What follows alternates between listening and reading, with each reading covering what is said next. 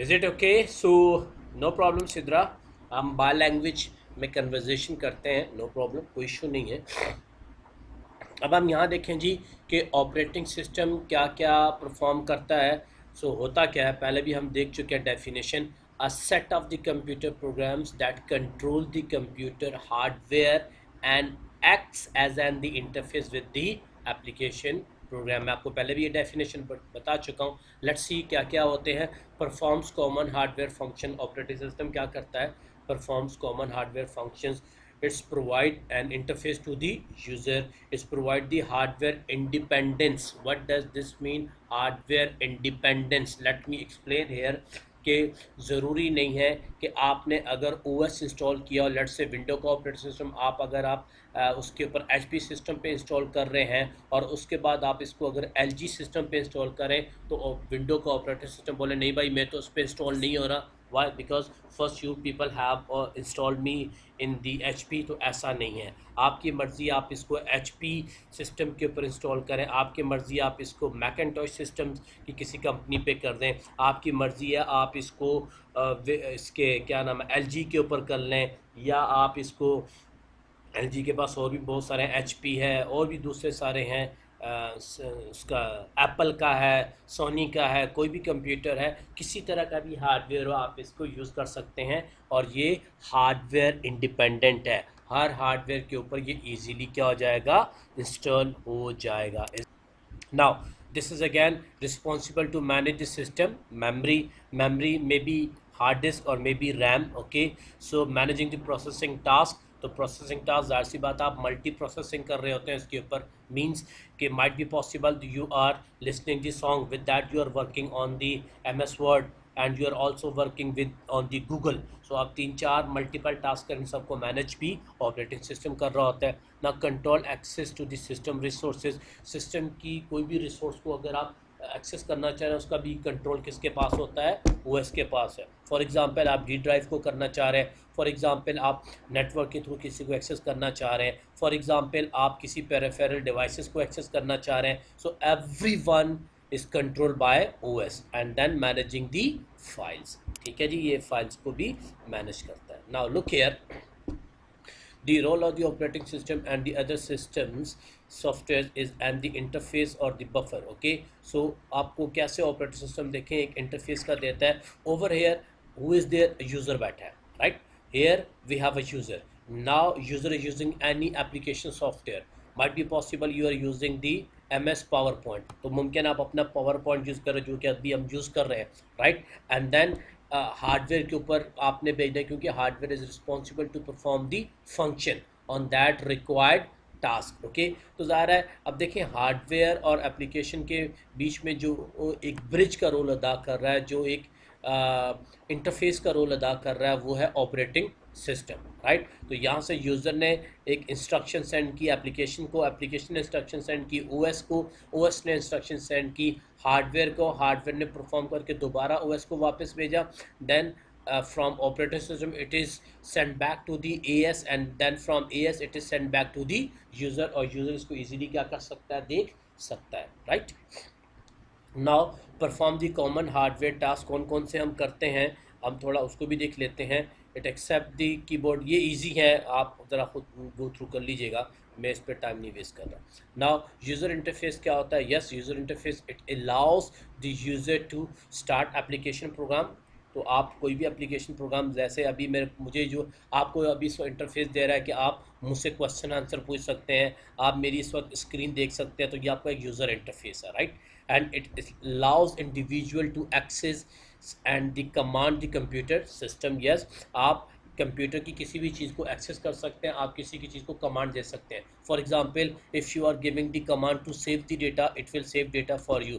If you are giving the command to search a particular information for you, it will bring the information after searching from the hard disk of the computer. तो ये दोनों चीज़ों को follow करता है आपके लिए।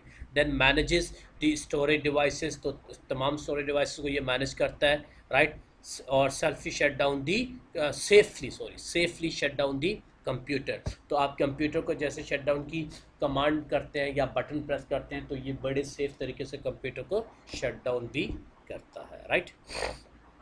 अब आप यहाँ देख सकते हैं ये डिफरेंट किस्म के इंटरफेसेस हैं। एक इंटरफेस आपके पास पहले आता था, अगर आप एम एस डॉस के ऊपर काम करते थे तो ये ब्लैक था, ठीक है। इसे बोलते हैं जी, दो टाइप्स हैं यूज़र इंटरफेसेस की, एक कहलाता है कमांड बेस्ड यूज़र इंटरफेस और एक कहलाता है ग्राफिकल यूज़र इंटरफेस, जिसे हम बोलते हैं GUI इंटरफेस, राइट। सो कमांड बेस्ड यूज़र इंटरफेस वो था जो आप डॉस के ऊपर काम करते थे, और अगर आपने फॉक्स प्रो पे कभी काम किया हो तो, ठीक है। तो ये डॉस की इस तरह की ब्लैक स्क्रीन आती थी, इसके ऊपर आप वाइट टेक्स्ट के अंदर आप कमांड्स लिखते थे।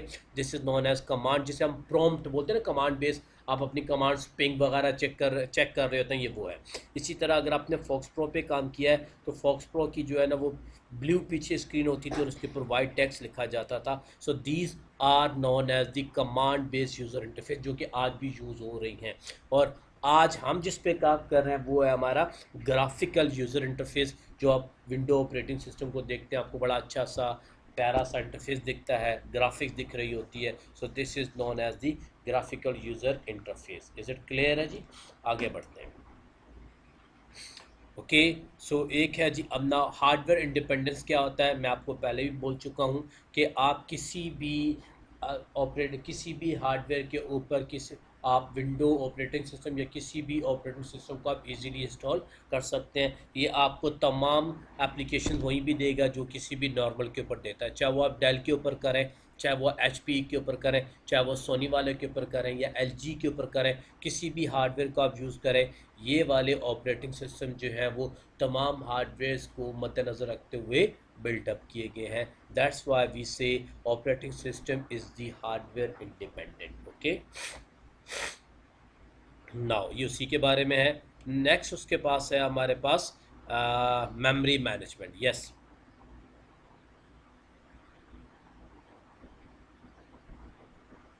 देखें, आप सिंपल डेटा स्टोर करते हैं, आप तो सिंपल एक कमांड प्रेस करते हैं सेव की, ऐसा ही है, या अपना डेटा कॉपी एंड पेस्ट करते हैं एक ड्राइव से दूसरी ड्राइव में।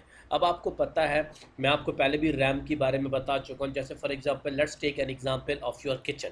तो किचन के अंदर आपने, या एक ग्रोसरी स्टोर की देख लें, उसके अंदर आपने एक प्रॉपर रैकिंग सिस्टम रखे हुए हैं, एक प्रॉपर शेल्फ बनाए हुए हैं, और हर शेल्फ की आपने लेबलिंग भी की हुई होती है। अगर किचन में नहीं की हुई तो कम से कम ग्रोसरी स्टोर्स पे जाएंगे तो उसके ऊपर स्टिकर लगे हुए होते हैं जिसमें लिखा होता है कि इसमें ये चीज़ें अवेलेबल है, प्रॉपर लेबलिंग होती है ताकि कस्टमर के लिए इजी हो जाए एक्सेस। इसी तरह हमारी जो मेमोरी सिस्टम है, उस मेमोरी के अंदर जब हम डेटा स्टोर करते हैं तो मेमोरी के अंदर भी सेल्स बनाए जाते हैं। क्या बनाए जाते हैं? याद होगा, हमने सेक्टर्स और ट्रैक्स पढ़े थे, ठीक है। तो सेक्टर्स और ट्रैक बनाए जाते हैं और हर सेक्टर ट्रैक का एक एड्रेस होता है जिसे हम बोलते हैं लेबलिंग। उसके अंदर आप नहीं सेव करते डेटा, डेटा कैसे सेव होगा और फिर उससे रिट्रीव डेटा कैसे किया जाएगा, everything is done by the operating system. So that's why operating system is also used for the memory management. कौन सी जगह अवेलेबल है, कौन सी जगह अवेलेबल नहीं है, कहाँ से डेटा फास्ट एक्सेस होगा, कहाँ से फास्ट एक्सेस नहीं होगा, ये सारा काम आपने नहीं करना। कौन कर रहा होता है? आपका OS कर रहा होता है, ठीक है। अब वो मुमकिन है कि वर्चुअल मेमोरी हो, मुमकिन है कि टेम्परेरी मेमोरी हो, मुमकिन है कि वो परमानेंट मेमोरी हो, सबको वो कौन देख रहा होता है? OS देख रहा होता है। Either it is dealing with the RAM और द रोम, ठीक है जी। ये सारी चीज़ें खुद देख रहा होता है, आपको कुछ देखने की ज़रूरत नहीं है। नाउ यहाँ देखें, मेमोरी मैनेजमेंट में आप देख सकते हैं आपके पास इंफॉर्मेशन, ये पिक्चर को हम समझने की कोशिश करते हैं। रैम के अंदर आता है, रैम से फिर आप पेज का मतलब होता है सेंड करना, ओके। जैसे फॉर एग्जांपल आपको पेजिंग जिसे हम वर्ड यूज़ करते हैं, आपको अगर कोई कॉल करता है तो वो कॉल बात करने से पहले आपको बीप या एक टून एक रिंग सुनाई देती है। तो या अगर आप किसी से ऑलरेडी डिस्कशन में बिजी हैं and someone else calling you, तो आप देख रहे हैं आपको एक इंटरफेस की एक बीप आपको डिस्टर्ब कर रही होती है बट आपको सुनाई दे रही है, दैट्स कॉल्ड पेजिंग, ठीक है। वो आपसे दैट्स कॉल्ड पेजिंग। तो इसी तरह हमारे पास रैम में डेटा जा रहा होता है हार्ड डिस्क के लिए, तो वो इसको स्वैप करके भेज रहा होता है। फिर हार्ड डिस्क से डेटा किसके पास आ रहा होता है? रैम के पास, तो ये आता है। अब थोड़ा मैं यहाँ आपको थोड़ा एक चीज़ समझाना चाहता हूँ, ज़रा समझिएगा। आपको याद होगा मैंने आपको थोरोली एग्जांपल दे के समझाई थी। एक चीज़ समझाता हूँ थोड़ी सी। CS वाले इसको कंप्यूटर आर्किटेक्चर का एक कोर्स है, उसमें डिटेल में पढ़ेंगे, बट बिजनेस और मीडिया साइंस वालों को ज़रूरी नहीं, बट मैं आपको यहाँ एक चीज़ समझा देता हूँ, ठीक है। आपका एक प्रोसेसर होता है, प्रोसेसर क्या? हार्डवेयर है, राइट, प्रोसेसर है, प्रोसेसर के साथ में अटैच जो होती है वो रैम होती है। लेट्स से मैं यहाँ क्या रहा हूँ, आप ये रैम है, रैम की साइड राइट साइड पे मैं एक प्रोसेसर अटैच कर देता हूँ, ठीक है। प्रोसेसर का काम होता है जी, the responsibility of the processor is that it's responsible to perform the required function. तो जो भी रिक्वायर्ड फंक्शन है वो प्रोसेसर कर रहा होता है, हमें पता है अच्छी तरह। तो प्रोसेसर डेटा किससे लेता है, रैम से। किससे लेता है, रैम से। फॉर एग्जांपल मैं प्रोसेसर हूँ और मेरे बराबर में एक और स्टूडेंट बैठा है, वो स्टूडेंट एक्ट कर रहा है मेरे लिए रैम का। तो मैं स्टूडेंट कहता हूँ भाई डेटा दो, मैं इसके ऊपर काम करूँ। वो कहता है ठीक है, अगर मेरे पास डेटा है, if that student asking me yes मेरे पास डेटा है, तो वो मुझे डेटा दे देगा, तो मैं इजीली काम कर लूँगा। लेकिन देखें, अब मैं ज़रा पॉइंट समझना, उसके बाद डेटा नहीं है, उसके बराबर में एक और स्टूडेंट बैठा है, टोटल 3 है। एक मैं हूँ, मैं प्रोसेसर हूँ, मेरे राइट साइड पे एक स्टूडेंट बैठा है, वो रैम के तौर पे काम कर रहा है, उसकी राइट साइड में एक और स्टूडेंट बैठा है, वो हार्ड डिस्क के तौर पे काम कर रहा है। तो मैं एक्वायर कर रहा हूँ डेटा उस स्टूडेंट से जो मेरे नियर में बैठा है, मेरी राइट साइड पे बैठा है, एक्टिंग एज अ रैम। अगर उसके पास डेटा होगा वो तो मुझे डेटा दे देगा, तो मेरा बड़ा शॉर्ट टाइम के अंदर काम हो जाएगा, ठीक है।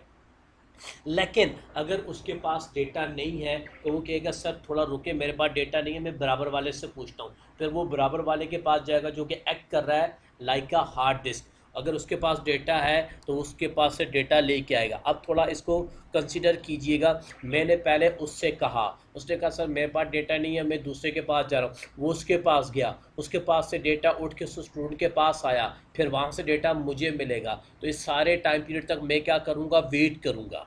मैं क्या करूँगा, वेट करूँगा। तो ये मेरा वेटिंग टाइम कहलाता है, राइट। तो ये सारी मैनेजमेंट कौन कर रहा होता है, ऑपरेटिंग सिस्टम। आया डायरेक्टली रैम से डेटा मिल जाएगा, या रैम हार्ड डिस्क के पास जाएगी, हार्ड डिस्क से डेटा रैम के पास आएगा, फिर रैम से प्रोसेसर को डेटा मिलेगा। इस सारी एक्टिविटी को कौन मैनेज करता है, ऑपरेटिंग सिस्टम, जिसे हम बोलते हैं मेमोरी मैनेजमेंट, राइट। ओके जी, उसके बाद देन है प्रोसेसिंग टास्क, ठीक है जी। मल्टीटास्किंग क्या होती है, मैं आपको बड़ी सिंपल वर्डिंग में समझाता हूँ। प्रोसेसिंग टास्क हमारे पास सिंगल टास्क भी हो सकते हैं और मल्टीटास्क भी हो सकते हैं। If we have a single task it mean we have to perform only one task at a time, that's a very simple, one to one task है ये, simple. But what if we have to perform multitasking, which right now I am doing, how I am performing multitask, because I am giving the lecture और साथ साथ में मैं आपके question answer का भी दे रहा हूँ, और बराबर में यूनिवर्सिटी के व्हाट्सअप के मैसेजेस भी आ रहे हैं ग्रुप के ऊपर कि भाई अगर किसी को कोई प्रॉब्लम तो वो भी बताए, मैं उनको भी रिप्लाई दे रहा हूँ, ठीक है। तो मैं मल्टीटास्किंग कर रहा हूँ। हो सकता है आप भी इसी तरह मल्टीटास्किंग कर रहे हो, आप मेरा लेक्चर भी सुन रहे हैं, you are listening my lecture, and might be possible you are giving answer to someone else on the WhatsApp or on the Facebook or any other tool, right? So this is known as the multitasking. So either it is a single task, either it is a multitask. Who is responsible to manage your operating system, right? So your operating system is the main person who is responsible. The tasking may be single tasking, may be multitasking. Okay, so processing task. अच्छा, एक और चीज़ आती है इसके अंदर, हम बोलते हैं टाइम शेयरिंग टास्क। थोड़ा ये पॉइंट भी समझना, टाइम शेयरिंग टास्क क्या होता है। ओके, हमारी क्लास के अंदर 60 स्टूडेंट्स बैठे हैं। कितने स्टूडेंट्स बैठे हैं जी, 60। मैं अगर आपसे कहता हूँ कि हर स्टूडेंट आप अपनी क्वेरीज करें, आप में से कोई एक स्टूडेंट खड़ा हो जाता है और वो 1 घंटा बोलते जा रहा है, उसकी बात ही ख़त्म नहीं हो रही, ठीक है। मैंने उसको परमिशन दी थी लेकिन उसने स्टार्ट कर दिया, वो अपनी बात पूरी नहीं कर पा रहा। तो इसका मतलब ये हुआ कि अगर एक स्टूडेंट जो है वो 60 हार्स या पूरी क्लास में सिर्फ वही बोल रहा है तो बाकियों को तो मौका ही नहीं मिल रहा। Am I right? So they are other they are waiting for their turn. So then how we can make a system that in that system everyone can participate equally. So what if I divide the time slot, now I'm asking to all 60 students that every student having only 2 minutes. Within 2 minutes you have to say your problem, you have to describe your matter, right?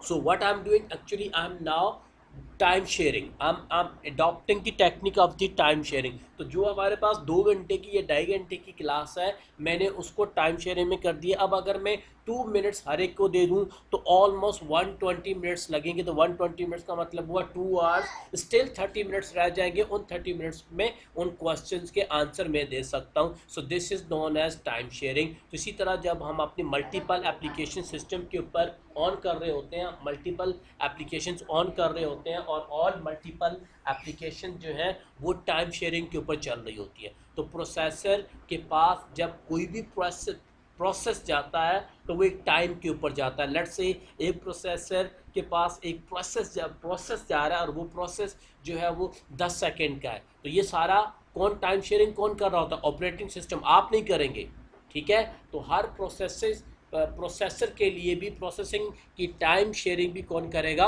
OS करेगा। तो ये सारे task आपने तो multiple application on कर दी, आपको नहीं पता बैकएंड पे कैसे काम करा प्रोसेसर काम करा टाइम शेयरिंग के ऊपर, और उसको टाइम शेयरिंग का कंट्रोल देगा कौन? ओएस देगा, ठीक है जी। Then file management. तो आप अपनी फाइल मैनेजमेंट किस तरह देखें, हायरार्की के अंदर करते हैं, ट्री फॉर्म के अंदर करते हैं।